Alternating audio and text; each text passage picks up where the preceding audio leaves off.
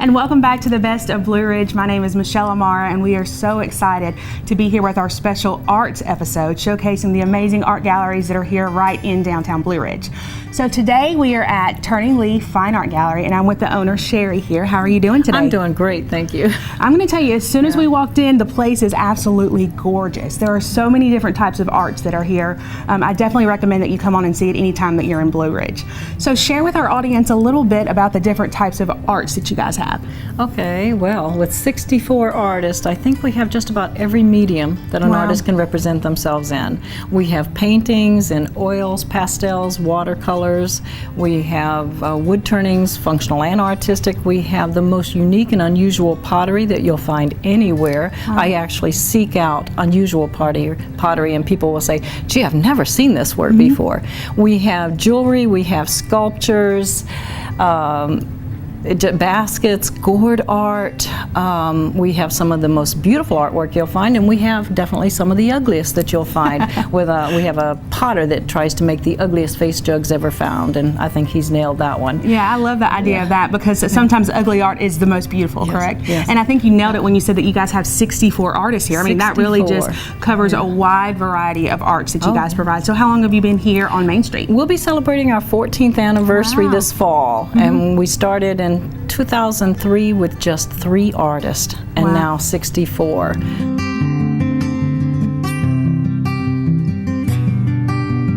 Okay, so tell me a little bit about, you are a sculptor as well as a creator of jewelry, correct? Yes. So tell me a little bit about how you got into being an artist. Well, I think I was always more or less an artist. I always had some creative medium my whole life.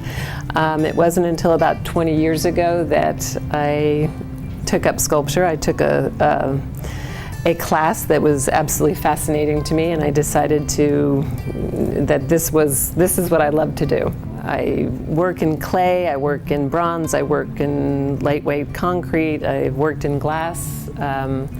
So it's an ever-changing, everything's new type of a process for me. Well, I'm going to be honest with you. I wish that I had that artistic kind of thing to me, but it's just not something that I am. I've tried like coloring in the lines. It doesn't ever work. Oh yeah, you should never do that. Exactly. So tell me a little bit about some of the pieces that we have here. Okay, well, it's probably obvious that I love faces. Faces and hands are, to me, the 2 most expressive parts of the body. And I'm fascinated with the fact that you can change one little nuance in a face and it changes the whole feel of a piece. The way people's hands move say something about whether they're nervous or not. So faces and hands are what I'm attracted to. These pieces are kind of a cross-section. Some of them are very traditional, some a little less traditional. Nature comes into my work a lot. This was about the fires that we had last year. Oh wow. So I think as an artist, all artists, I can't speak for all of us, but we're affected by what's going on around us, and it's reflective in the works. Sometimes I can tell if I go back and look at things that when eyes are closed, it's a different feeling than when eyes are wide open. So not only are you a sculptor, but you also make jewelry as well, correct? Yeah, the jewelry was a natural segue for me, because I found a medium that is actually called clay, which it's not at all. It's a metal, but it is shaped and formed like you would more or less work in a clay substance, and then it's fired and it becomes a pure metal. Yeah, I'm excited to check out some of the jewelry that you have. So let's look at a couple pieces real quick. So tell me a little bit about this piece that I have on and the versatility that it has. Okay, so first of all my work is one of a kind. I never do the same thing twice. Either I can't do it. Everything's a little different. As a sculptor, I translated the idea of sculpture that it has to look good from all angles into jewelry. So not all, but almost all my pieces can be worn short or long. They can be worn on if they flip, or if you just want to wear it on a different side, it's got a different look on the other side. You just have to turn the necklace around. So you're basically getting 4 pieces of jewelry in 1 piece of jewelry. Now, I'm usually a person that wears long necklaces. For it to be like a shorter necklace, I was kind of a little hesitant when we were off camera, but to be honest, I love it. I love the color, I love the pop, and what it really adds to the outfit. And my favorite part is definitely that it's a custom piece. Yeah. So tell me a little bit about the great. earrings. Earrings are, I think as a jewelry artist, you have to make earrings. Everybody loves earrings. Women love earrings. They also have some of the bronze, so I do try to incorporate something sculptural in everything I make. So even the earrings will have some piece of an original touch to them. That originality. I mean, that's amazing that you provide that just in jewelry. So do you guys have any staple or signature pieces that you guys are known for having here? Well, I think wood turnings nationwide, we probably have the finest wood turnings under one roof that you will find anywhere. In fact, perhaps even internationally. Although we only represent American artists, international artists are very impressed with what we have here. We have incredibly beautiful sea life carvings of shorebirds. We have probably the finest segmented wood turning in the nation, if not the world.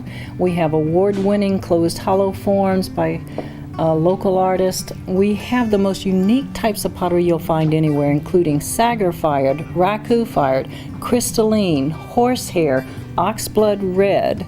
These are types of potteries that people travel far and wide to find, and yet you can find it all here at Turning Leaf. We have functional and artistic wood turnings. We have cloisonné enameling taken to a whole new level. We have painting with needle and thread.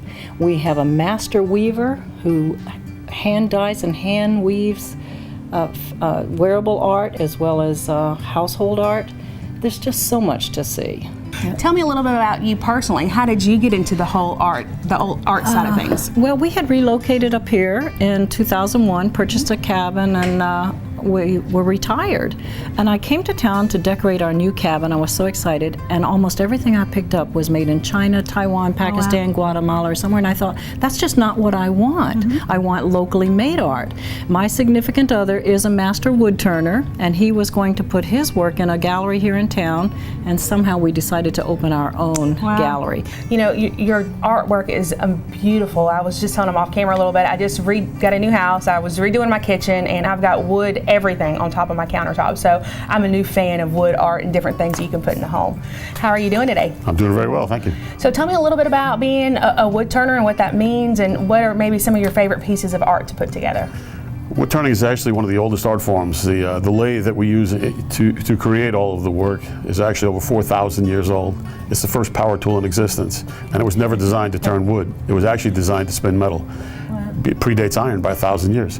They would take a piece of bronze or gold, pound it down into a flat circle, put it between two centers, spin it, and with a fire-hardened stick would actually form chalices and things like that. 1,000 years later, when iron was invented, they decided that what they could do is turn wood with it, and it was only royalty that actually did it. And as time went on, the only difference in the lathe, the only thing that's really changed in the lathe from 4,000 years ago is the material it's made of and how it's powered. So this is actually a very, very old art form. And we're the original recyclers. Everything we use is something that came down in a storm, was taken because they're going to build a house somewhere, but no wood turner that I know cuts down trees to create the art that they do. And you're definitely teaching me some things here, because I thought wood art was from like carving, so I had no idea that it's like this turning process that you do. No, it's completely different, and also many people think that it's very similar to pottery, where it spins and you create something. We're subtractive art. We take things away. Once it's gone, it can never be put back. Clay, if you mess it up, you just squeeze it all together and start over again. But with wood, you can't do that. You have to actually visualize the piece that you want to create inside that piece of wood. And you'll work with grains and different color patterns and things like that. That's how you create your art. So what are some of your most favorite pieces to create? My favorite pieces, everyone is the favorite until the next one. And so there's no way to say which is my favorite. It's like, which is your favorite child? You can't say that. They're all my favorites. So now we have 64 American artists and maybe a dozen or so from around the nation that bring some of the very best work in the nation to downtown Blue Ridge. See, that's amazing. And I know anytime there's a lot of people here that maybe have retired or come up here, for a short vacation. Blue Ridge is not far from the south side of Atlanta. It's something we can do just in a weekend getaway. And I know I personally always come looking for a unique piece that I can find to add to my house, or something a special gift that I can pick up for a friend or family member. Yes, and people do want locally made. I get requests all the time. I mean, you can buy a Christmas ornament in just about any shop, and I have a lot of people who said, but I want American made. We've got it. Awesome. We've got it. And it's something that we're incredibly proud of, to give American artists a place to represent their work without trying to compete with mass-produced imports. Actually, I've been here since the very, very beginning. We started this gallery almost 14 years ago, and it was my work, Sherry's art and baskets and photography. And we had a little lady from Denmark who made bowls that you could sit in. And it was just the three of us that started this gallery, and we've gone a long way in 14 years. Well, I have loved learning about Turning Leaf today, and I want to definitely encourage the audience to come out here to Turning Leaf Fine Art Gallery right here in downtown Blue Ridge. I am Ethan with the Turning Leaf Gallery, and we have some very interesting photos online, so be sure to check out our website at turningleafwoodart.com.